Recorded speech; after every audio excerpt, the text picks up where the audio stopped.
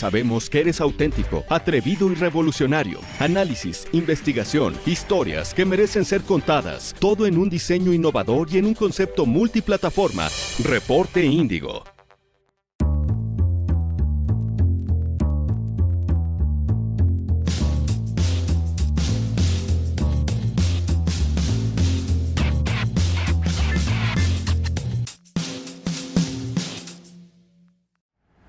Amigos de Reporte Índigo, pues hoy vamos a platicar con Santiago Krill, que fue secretario de Gobernación y también legislador por el PAN. Santiago, pues muchas gracias por estar hoy con los amigos de Reporte Índigo. Muchas gracias, Noemí, te agradezco mucho la invitación. Qué gusto de estar en tu programa y por supuesto a tus órdenes. Santiago, vamos a tener en junio esta elección que es la más grande en la historia del país. Están jugando las gobernaturas, pero sobre todo la mayoría en la Cámara de Diputados. ¿Tú consideras que se va a tener equidad en la contienda? Mira, esto es algo que vamos a tener que luchar todos los días, cada día de la campaña, porque ¿qué vemos? Pues vemos que a lo de las vacunas se le ha dado un sesgo político electoral por parte del gobierno. Entonces, pues todo eso honestamente nos preocupa y nos preocupa mucho, y vamos a estar denunciando, por supuesto, vamos a estar muy vigilantes y atentos a que el árbitro les marque los faules, el árbitro les saque la tarjeta amarilla y, si hay necesidad, la tarjeta roja. Y si hay confianza en el árbitro electoral con estas decisiones luego tan controvertidas que ha tomado tanto el INE como el tribunal. Sí, mira, la verdad es que sí hay confianza en el INE, en el Consejo General, en los consejeros electorales. Sabemos que no todas sus decisiones son aceptadas por todos, entonces hay controversia, pero en general, digamos, el saldo es positivo. Y déjame decirte una cosa, en términos de la última encuesta sobre democracia en México, el 53% de las personas ven que la democracia va bien en el país, y esto en buena medida es reflejo de lo que está haciendo la autoridad electoral. Ajá, y también, Santiago, vimos hace unos días que el presidente firmó este Acuerdo Nacional por la Democracia con los gobernadores para que no intervengan en el proceso electoral, pero ¿veremos unas elecciones limpias? Mira, yo no creo en ese acuerdo, y no lo creo porque pues hizo de una manera equivocada, por la puerta de atrás. En primer lugar, no estuvo la autoridad electoral. Quien debió de haber convocado y quien debió haber presidido ese acto es la autoridad electoral. En segundo lugar, por lo que escuché de muchos gobernadores cuando salieron del evento, no sabían ni siquiera lo que habían firmado, porque no lo firmaron ellos, lo firmó un representante de todos ellos. Entonces, yo creo que también, por otra parte, para cumplir la ley, la verdad de las cosas, Noemí, que no se necesita un acuerdo. Pues eso lo sabemos tú y yo. Quien quiera cumplir la ley, pues la va a cumplir. Y esto, como de hacer un acuerdo adicional, pues ya genera desconfianza, diría yo, sospechosismo. ¿Y solo fue un acto mediático, consideras? Mediático, yo creo que no tiene ninguna repercusión en ningún sentido. ¿Tú ves al presidente López Obrador imparcial o crees que sí va a haber línea desde Palacio Nacional? No lo veo nada imparcial, y es uno de los problemas. En sus mañaneras lo veo atacando constantemente a la oposición, descalificándola. Veo pues una serie de ataques, inclusive de carácter judicial, en contra de opositores. Veo ese manejo pues muy de otras épocas, en lo que es el encauzamiento de los asuntos legales en contra de algunos políticos. A ver, yo no digo que no se haga justicia, por supuesto, yo estoy de acuerdo con eso, pero caray, hacerlo en los días previos a las elecciones o durante todo el proceso electoral, pues es otra cosa. Eso ya, digamos, genera otra vez suspicacia. Y ahorita que retomas el tema de las mañaneras, pues hemos visto que también, además de informar, pues está polarizando al país por sus comentarios. ¿Tú consideras que debería suspenderse en este proceso electoral las mañaneras? Mira, yo no creo que deba suspenderse la libertad de expresión del presidente. Este, y esto lo diría yo para cualquier ciudadano o ciudadana mexicana. Sin embargo, lo que sí digo es que el presidente no debe de meterse en cuestiones políticas electorales de los partidos, de los candidatos, de los procesos, el árbitro electoral. Pues eso no es su campo, no debe ser su campo, y si lo hace, creo que el presidente está fallando, y que la autoridad electoral le debe de marcar un alto. Ajá, y también hemos visto que la violencia no está cediendo en el país y están matando a muchos políticos y a muchos aspirantes. Y el gobierno ya presentó un protocolo de seguridad, pero ¿consideras que será suficiente ante este clima de violencia que tenemos en muchos territorios que son muy inseguros? Mira, tomar medidas salvaguardas siempre es necesario. Yo creo que no está por demás que todos quienes estén en lugares de alta inseguridad tomen sus salvaguardas, sus precauciones, y que hagan las cosas de tal manera que no pongan su vida o la vida de los demás en riesgo. Pero Pero el protocolo que presentó el gobierno, ¿será suficiente o se quedaron cortos? no, mira, yo creo que el gobierno, más que presentar un protocolo, que es, digamos, una cartilla de buenos deseos, más que hacer eso, lo que debe hacer el gobierno es dar las garantías, punto. Mm. Es como el acuerdo que se suscribió en Palacio Nacional, pues que se cumpla la ley, y que den las garantías y que ellos habiliten las salvaguardas, los policías, la Guardia Nacional, qué sé yo, para que todos los candidatos puedan hacer sus campañas bien y llevarlas a cabo. Es una responsabilidad del gobierno, ahí sí, de nadie más. Ajá, y también hemos visto declaraciones de Santiago Nieto, el titular de la Unidad de Inteligencia Financiera, que dice que en elecciones circula más dinero en los estados donde habrá comicios. ¿Cómo se puede blindar todo este proceso de la intervención de la delincuencia organizada después de oír informes como el que sacó Estados Unidos de que 1/3 del país está controlado por organizaciones criminales? Mira, yo creo que tiene mucha razón quien está a cargo de la UIF. Yo creo que tenemos que evitar el uso del efectivo. Yo creo que es muy importante. Y por cierto, esto también debía de empezar en el gobierno. Suprimir el efectivo, y ver que los gastos de campaña se elimine el efectivo, digamos, en prácticamente todos los gastos. Porque si corre efectivo, si las transferencias no son bancarias y no tienen un registro, pues ahí empezamos a tropezar. Entonces tiene que tener un registro, y qué mejor que a través del sistema bancario y no a través del efectivo. Además, luego el manejo de efectivo genera muchos problemas de seguridad para las personas, es ponerlas en una situación auténticamente de riesgo. Entonces, sí creo que tenemos que sentarnos a trabajar, a diseñar un esquema en un país que tiene un problema del crimen organizado muy serio, y lo digo con mayúscula, serio, y que ese problema del crimen organizado tiene que hacernos tomar ciertas decisiones, particularmente en el manejo de los flujos de efectivo y en otras muchas cosas, pero cuando menos en esta, y particularmente en las campañas, sí se debe de atender. Ah, ¿y cómo es ahorita hacer política en la 4T? ¿Sí ves mucha polarización en la sociedad? Sí, porque mira, la polarización viene por parte del gobierno.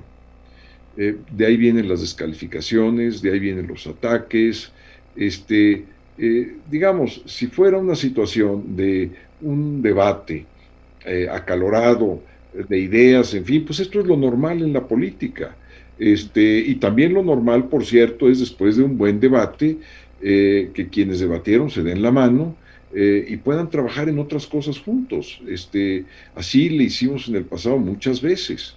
Entonces, esto de la política no es algo de enemigos contra enemigos, de exterminio, de acabar con el otro.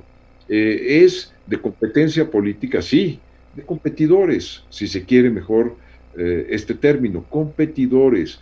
Y en unos partidos unos ganarán, en otros, y quienes son derrotados no lo son totalmente porque podrán ganar la siguiente ronda, y quienes ganan no siempre ganan todos, así es la democracia.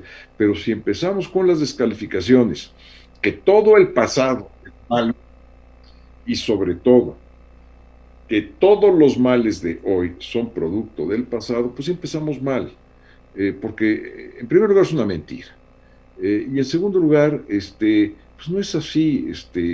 ¿A poco está mal el Banco de México? ¿A poco el INE, la Auditoría Superior de la Nación, el TECMEC, el Tratado de Libre Comercio con Estados Unidos y Canadá? ¿A poco está mal? ¿A poco está mal todo lo del Seguro Social? Bueno, pues esto es algo que nosotros ayudamos a crear, a administrar cuando fuimos gobiernos. Y así yo podría decir muchas instituciones y muchas cosas pues que están funcionando, que pueden funcionar mejor, claro que sí, y para eso se deben de ir reformando y evolucionando de manera constante, permanente, pero de eso a que todos los males de hoy son producto del pasado, pues es una tontería, en el mejor de los casos. Y además, por otra parte, hay muchas decisiones de hoy que eso sí están produciendo males, falta de bienestar. Simplemente veamos el manejo de la pandemia. ¿Por qué no se promovió el uso de cubrebocas? ¿Por qué no se promovió el uso de las pruebas para detectar a quienes estaban contagiados de COVID? ¿Por qué no se atendió de una manera franca, abierta y veraz los números que son los números reales de contagios, de fallecimientos? ¿Y por qué tuvimos que, sean de organizaciones cívicas o del extranjero, recibir la información que debíamos de haber obtenido aquí en nuestra patria? ¿Por qué el sistema de vacunación está funcionando tan mal? ¿Por qué una cuadrilla que vacuna a una persona, pues son de 10 o 12 gentes? ¿Cuál es la necesidad? O sea, hay muchas cosas, Noemí, que realmente yo me las cuestiono como padre de familia, como ciudadano común y corriente. ¿Por qué está pasando todo esto? ¿Por qué en nuestro país estamos teniendo ya casi 10 vacunas distintas?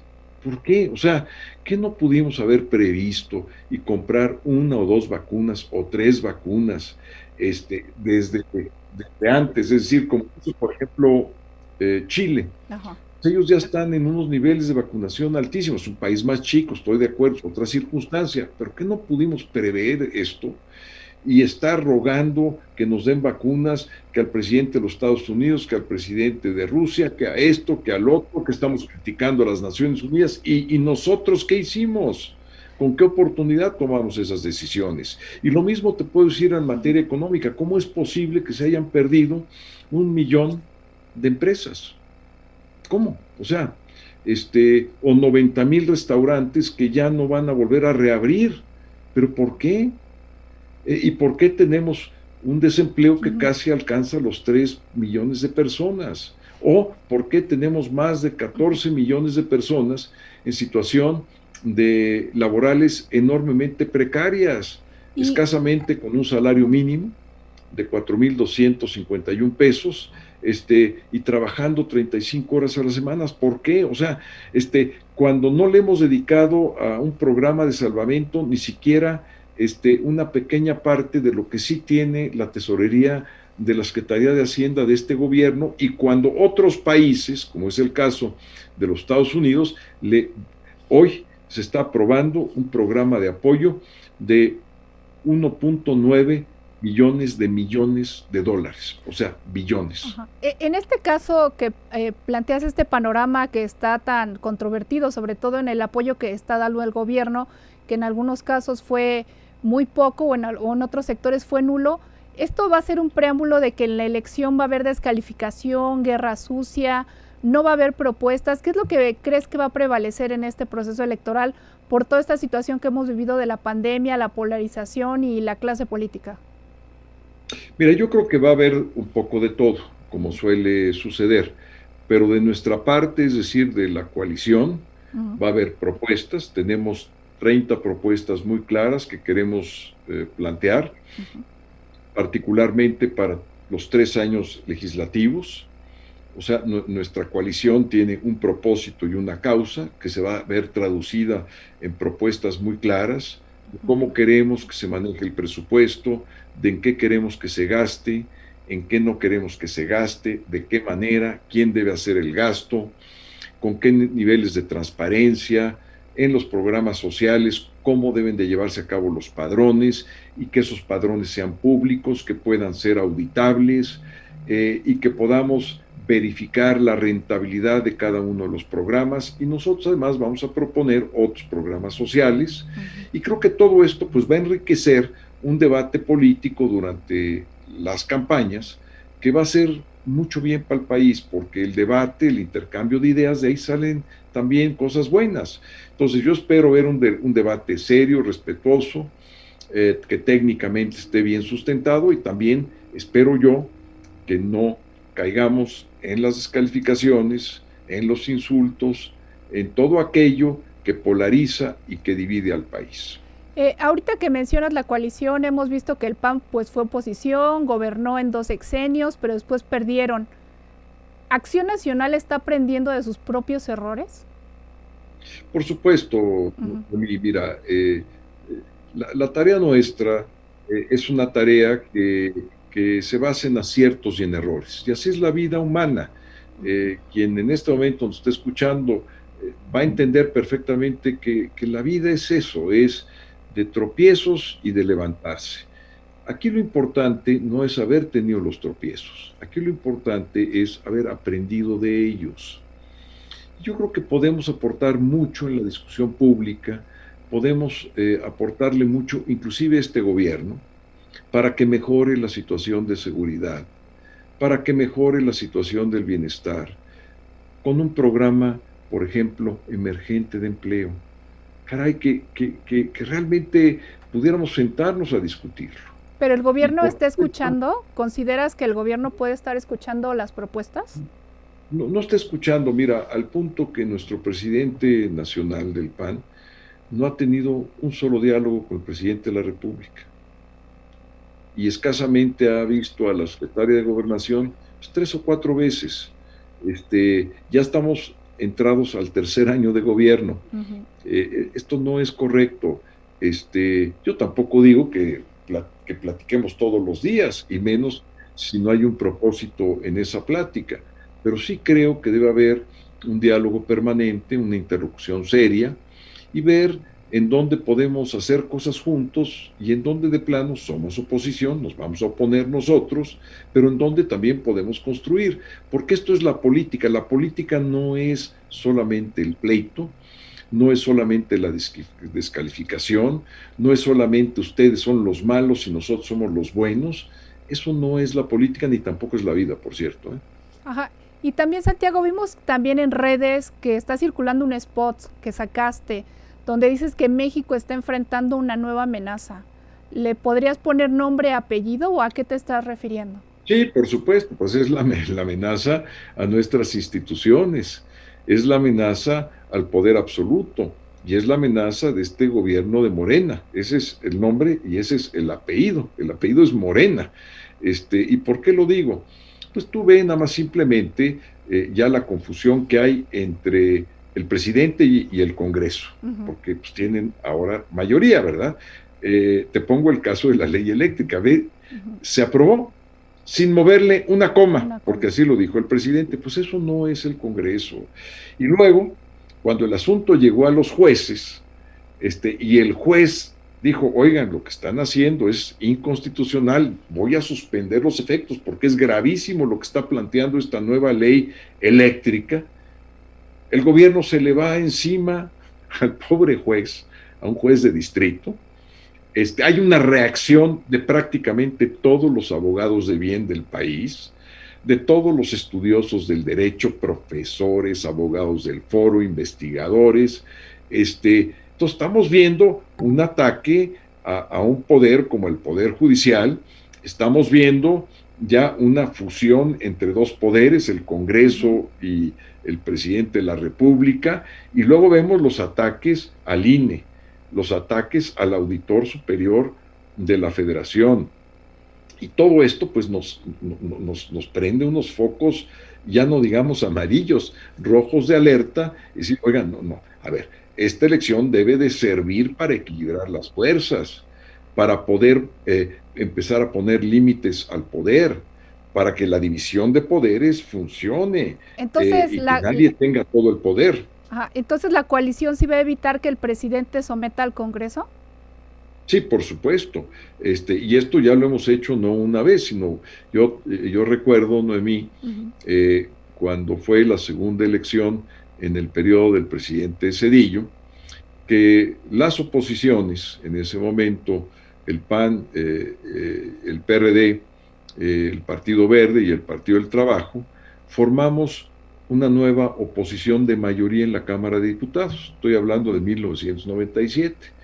El presidente no lo quería aceptar, inclusive en ese momento quienes se ostentaban como mayoría, que era el PRI, ni siquiera fueron a tomar protesta, y se generó toda una crisis constitucional, y nosotros estuvimos firmes al punto que llegaron ya a una situación razonable, tomaron protesta los compañeros y las compañeras de esta legislatura, y pudimos hacerle un freno al presidente, un freno institucional, constitucional, no una afrenta, no era un pleito, era simplemente decir, hay una nueva mayoría en la Cámara de Diputados que se tiene que respetar, y esa nueva mayoría es la que va a empezar a tomar ciertas decisiones, pero tampoco pienses, Noemí, que esto nos llevó a mayoritear todos los asuntos, ¿no?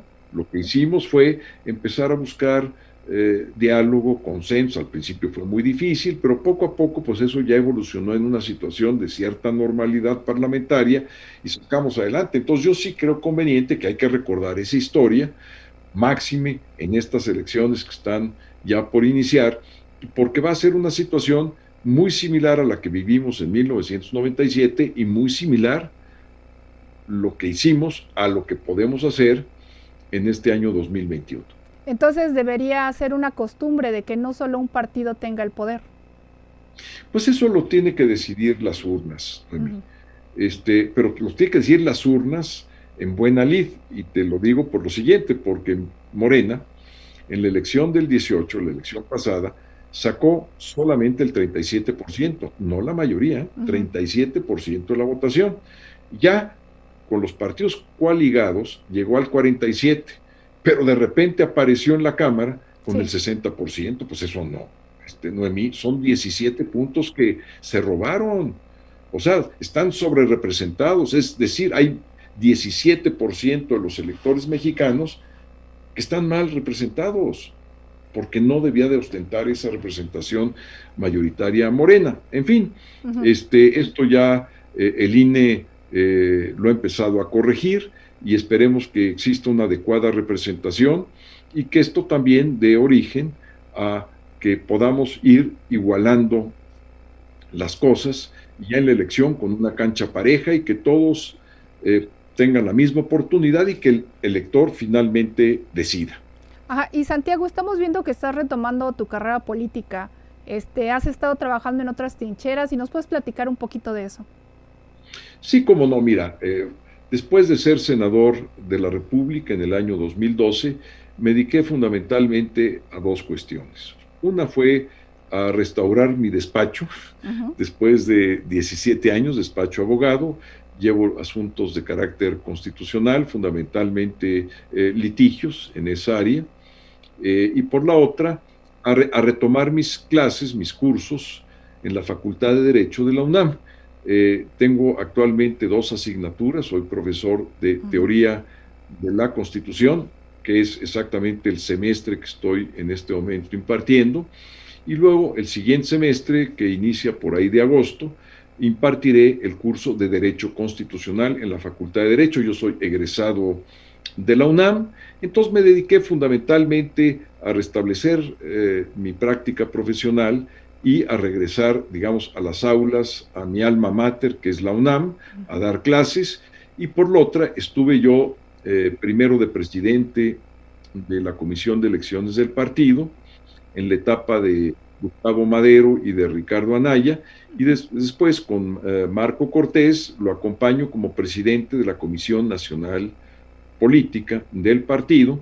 Entonces siempre he tenido, digamos, activamente una participación en mi partido, en el Partido Acción Nacional, nunca le he dejado, he estado ahí militante activo y con estos cargos de enorme responsabilidad, pero ahora mi responsabilidad es distinta porque empiezo a tener ya el contacto con los medios y eventualmente la Cámara y el debate público y el buscar hacer política, una política honorable, bien hecha, una política decente, una política que nos permita abrir un buen diálogo, llegar a acuerdos, cumplir esos acuerdos, honrar la palabra dada y todos esos principios que sí son importantes para mí en la actividad política, la honorabilidad, la honestidad, el cumplimiento de la palabra dada y el respeto a los principios democráticos que nosotros mismos nos hemos impuesto. ¿Y vas a participar en este proceso electoral? ¿Vas a ser candidato?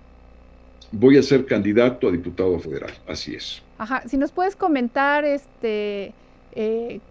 ¿cómo presentarías a Santiago Krill el candidato para aquellos que no te conozcan o estos jóvenes que por primera vez van a estar en la elección?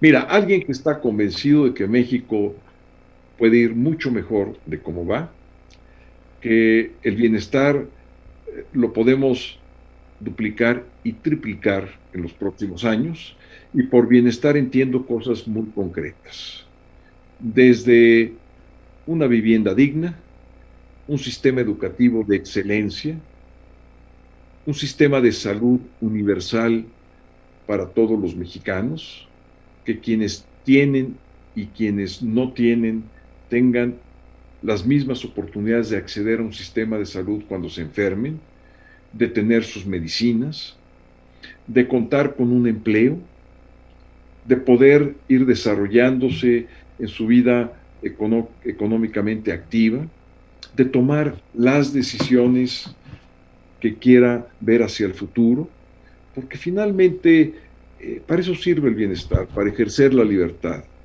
El bienestar sirve para tener un desarrollo satisfactorio de uno mismo, para tener realizaciones y para ser feliz. Finalmente de eso trata la política. Se habla muy poco, pero el fin último de la política es la felicidad de cada uno de nosotros. ¿Y cómo lo obtenemos?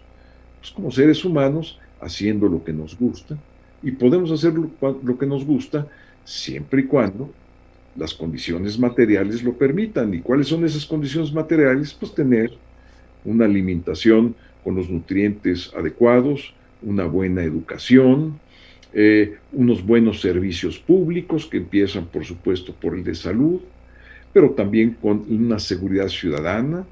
¿Qué libertad tenemos o qué bienestar podemos tener si no podemos caminar por nuestras banquetas en la noche en la colonia donde vivimos?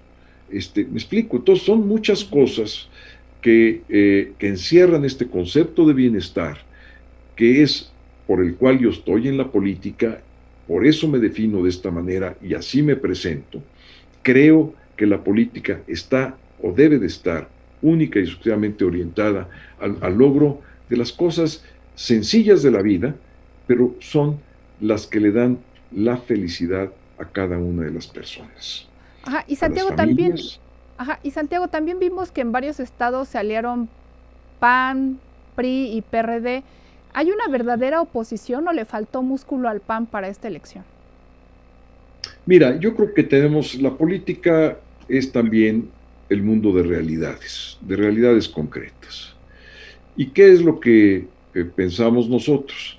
Que para poder equilibrar al poder el día de hoy, necesitamos del PRI y necesitamos del PRD. Y entonces dijimos, bueno, vamos a tratar de buscar un camino común de acción y de pensamiento, y eso lo traducimos en un programa legislativo que va a durar 3 años. Nos pusimos de acuerdo, trabajamos durante muchas horas y muchos días en definir cómo queremos manejar el presupuesto, cómo queremos, por ejemplo, el tema de la militarización, Noemí. Es algo que también no se habla con la suficiente profundidad que debía de hacerse, porque yo creo que las mismas Fuerzas Armadas quisieran tener una dimensión pública distinta a las que están teniendo en este momento, haciendo desde la construcción de un aeropuerto, pasando por la administración de un puerto, o qué sé yo, haciendo muchas actividades que no necesariamente son las actividades de la seguridad nacional o de la seguridad interior, que son las que debían de estar realizando las Fuerzas Armadas. Entonces, todo esto nos da un campo común a los opositores, que ya tenemos, digamos, una causa. No es una coalición electoral solamente, es una coalición con causas, y estas son las causas por las cuales nos hemos unido, y creo que esta unión nos da la fuerza y eventualmente nos puede dar el triunfo. Pero el PAN sacó al PRI de Los Pinos y ahorita se está aliando con ellos, entonces ¿no hay incongruencia también en este proyecto político? No la hay, Noemí.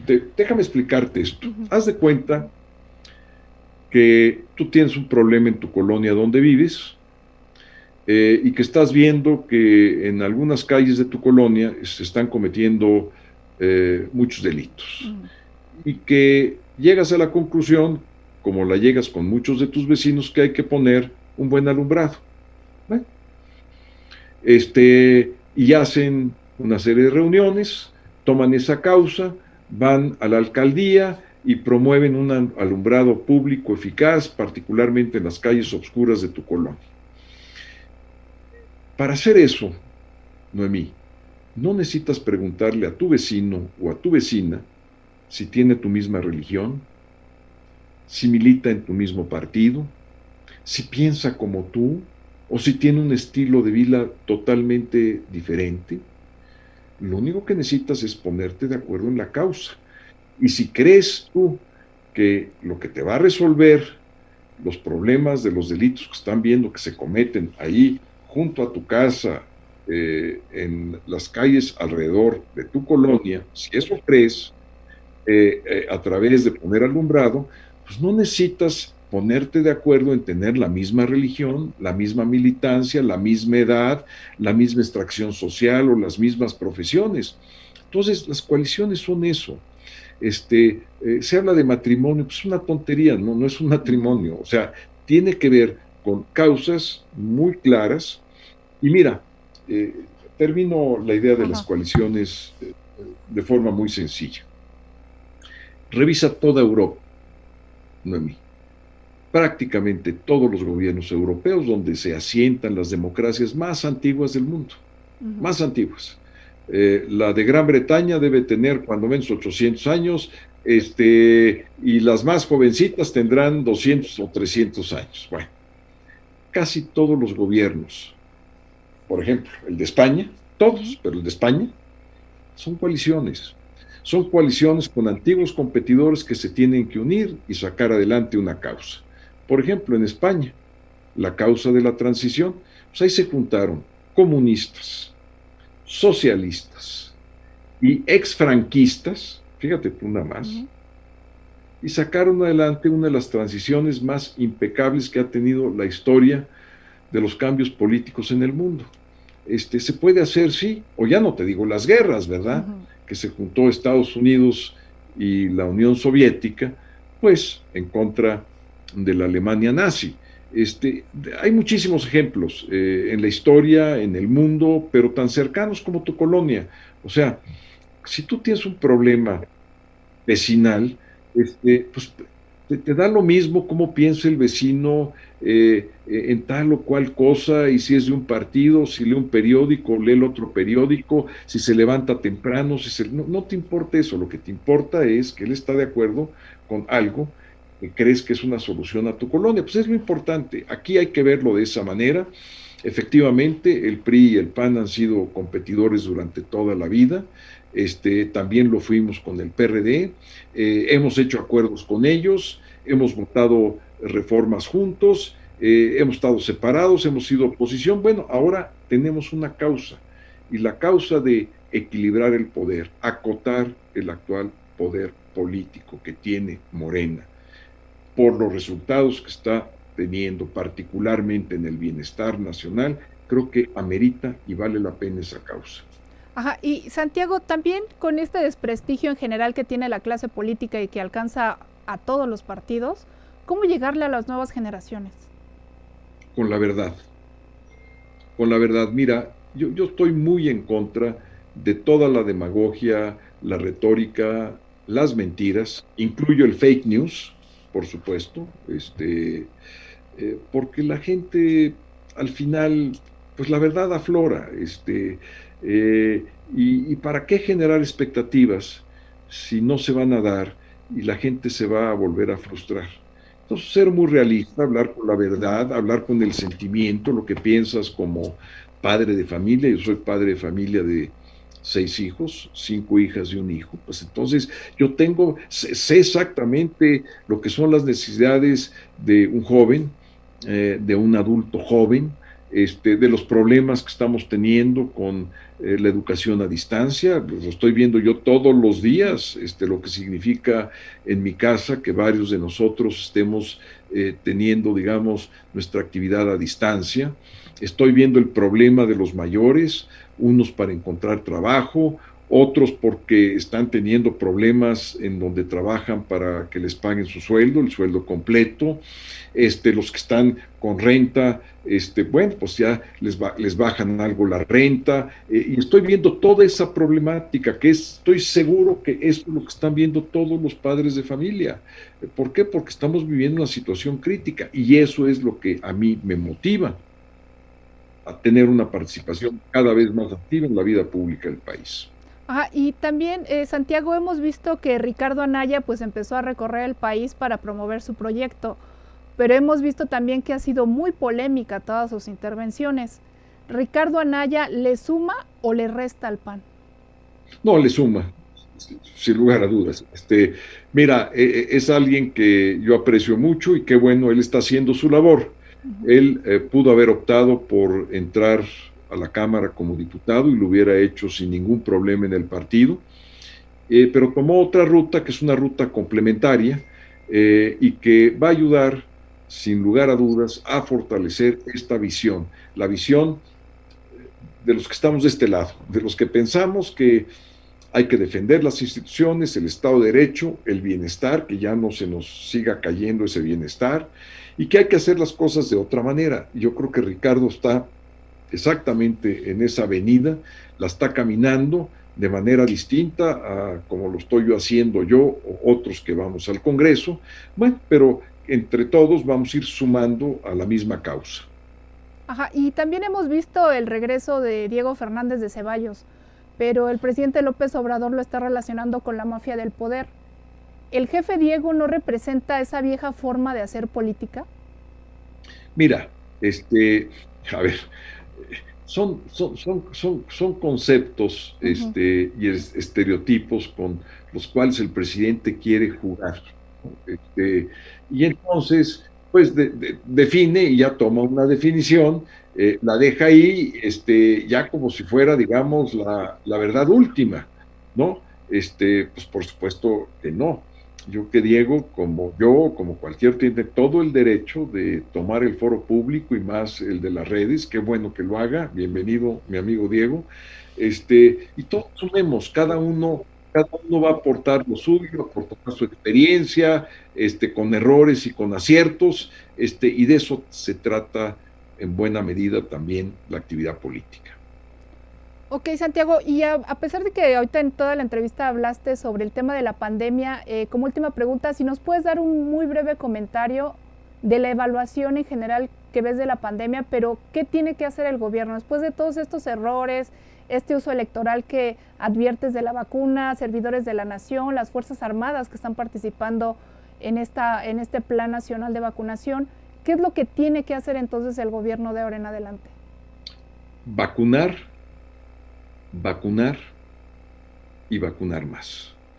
Es decir, yo dedicaría todos los esfuerzos que pudiera yo echar mano como gobierno para generar una jornada de vacunación interrumpida, con un orden de prioridades claro, comunicando a la sociedad, En primer lugar, acabar, por favor, por el amor de Dios, de vacunar a todo el personal médico. Trabaje en el sector público, en el sector privado. Eso es lo primero. Lo segundo es abordar a todos aquellos que tienen vulnerabilidades ante esta pandemia. Por supuesto, adultos mayores, pero todos los que tienen problemas de morbilidad de algún tipo, que tienen deficiencias o que tienen una enfermedad que los hace vulnerables. Bueno, son esas categorías muy claras. Entonces, echar todos los esfuerzos e ir poco a poco en un orden de prioridades con una estrategia clara, transparente. No se necesita más que 3 o 4 gentes que estén haciendo, digamos, la labor de vacunación, y no toda esa tropa. Y digo tropa porque está el ejército y están con armamento largo ahí. No es necesario. Se están gastando recursos. Primero se vacunan o vacunaron a los servidores de la nación. ¿Qué objeto? ¿Con qué fin? Luego dijeron que no, que mejor algunos maestros en un estado, entonces van a Campeche a hacer una vacunación.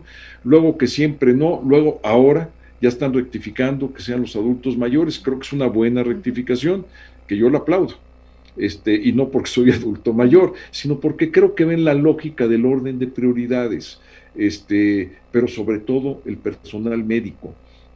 Hoy estaba yo viendo en redes sociales todavía médicos quejándose de que no tienen vacunas. Esto no puede ser, porque son los que están, digamos, pues en la línea de fuego.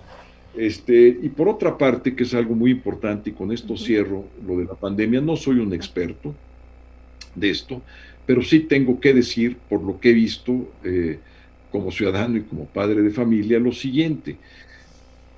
En la Constitución existe una institución que se dedica especialmente a enfrentar las pandemias, que se llama el Consejo de Salubridad General. Ese Consejo de Salubridad General está integrado por las cabezas de los sectores médicos y del sistema de salud del país más importantes, los más relevantes. Ahí están centros de investigación, universidades, todos los representantes de los hospitales, etcétera, del personal médico. Son los técnicos. Mi primera propuesta, la primerita que yo haría, es ¿por qué no dejamos esto en manos de quienes saben, de quienes tienen experiencia? ¿Y por qué no darle vida a ese Consejo de Salubridad General? Y que ellos tomen las decisiones y que el gobierno las ejecute. Para eso está el gobierno, para ejecutar. Y además dice la Constitución algo que es muy importante, Noemí, y que sí quisiera yo platicarte brevísimamente de esto. La Constitución dice: las resoluciones de ese Consejo General de Salubridad son obligatorias. Ojo, a nivel constitucional, Entonces, lo que emita ese consejo es lo que hay que hacer, punto. Y obligan a todos. El presidente es el que preside el consejo, pero quienes lo integran son técnicos de todo el sistema médico del país. Son cosas que como que resultan obvias. A ver, vamos a preguntarnos, ¿quiénes fueron los que produjeron las vacunas? ¿Fueron los políticos? No. ¿Fueron los abogados? Tampoco. Los arquitectos tampoco, no. Fueron los que están investigando el virus y llevan años en sus centros de investigación, en sus universidades, en sus hospitales. Son los que tienen 30 o 40 años de experiencia, son los centros de investigación que ya han sacado 3 o 4 o 5 premios Nobel de las ciencias y de las ciencias médicas, los que produjeron este gran bienestar que se llama una vacuna. Nadie más, son ellos. Y son ellos los que deben de tomar las decisiones, que sean oportunas, que sean eficaces, porque han estado estudiando las pandemias de todas las épocas, en todas las circunstancias, y ellos son los que tienen los conocimientos. Por eso, el señor Adam Smith, hace muchísimos años, planteó la teoría de la división del trabajo, pues para que cada quien se especializara. De esa manera se pudiese generar un mayor bienestar si cada quien hace lo que sabe hacer. Punto. Ok, pues muchísimas gracias por el tiempo, Santiago Krill, amigos de Reporte Índigo. Y si nos podrías compartir tus redes sociales para que nuestros amigos y también otros amigos de redes sociales pues puedan seguir tu trabajo ahora que ya estás en esta nueva etapa de tu vida política. Con mucho gusto, es Santiago Krill M. Krill es C-R-E-L M, en Twitter, Facebook y en Instagram.